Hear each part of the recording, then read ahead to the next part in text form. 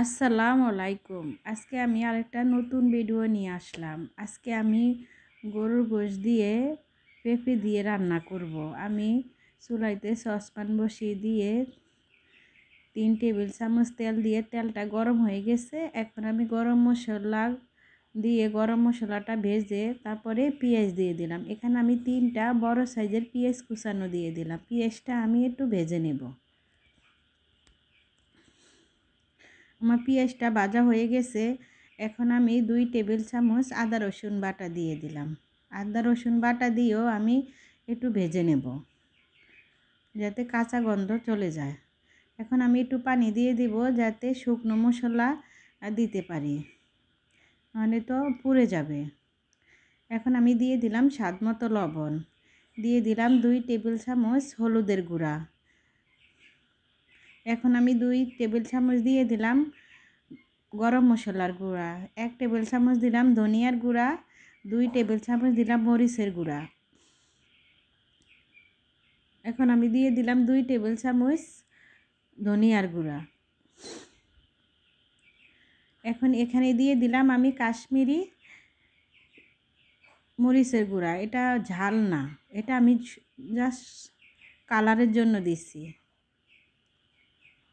এখন আমি মশলাটা কষানোর জন্য আর একটু পানি দিয়ে দিলাম, দিয়ে আমি মশলাটা ভালো করে কষিয়ে নেব।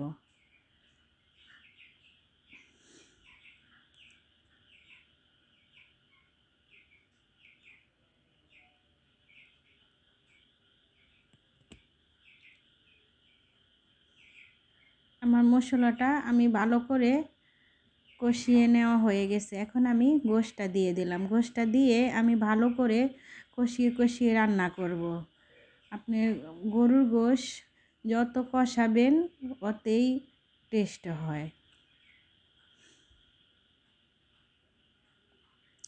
আমি ঢাকনা দিয়ে আস্তে আস্তে গোশতটা রান্না করব যাতে সিদ্ধ হয়।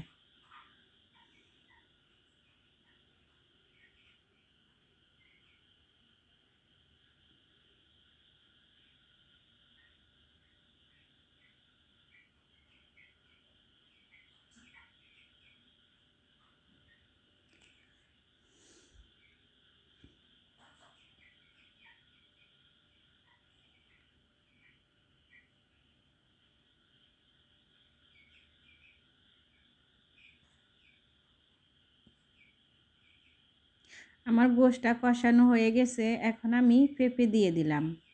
এভাবে বড় বড় করে পেঁপে দিয়ে গরুর গোশত রান্না করলে গরুর গোশতটাও সুন্দর সিদ্ধ হয়। আর আলুর বদলে এই পেঁপে দিয়ে রান্না করলে এই গোশতটা আমার আজকে অনেক টেস্ট হয়েছে, অনেক স্বাদ হয়েছে। আমি তো মুখে দিয়েই মনে করেন একবার ওয়াও, এত মজা হয়েছে পেঁপে দিয়ে গরু গোশত দিয়ে রান্না, আমি ভাবতেই পারি নাই। আমার গোশতটা কষানো কমপ্লিট হয়ে গেছে। এখন আমি একটু গরম পানি দিয়ে দিব। এখানে আমি 1 কাপ গরম পানি দিয়ে দিলাম। গরম পানিটা দিয়ে আমি ভালো করে রান্না করে নেব। আমার ভিডিওটা যদি আপনাদের ভালো লাগে একটা লাইক করতে ভুলবেন না, আর একটা কমেন্ট করবেন যে আমার রান্নাটা কেমন হয়েছে।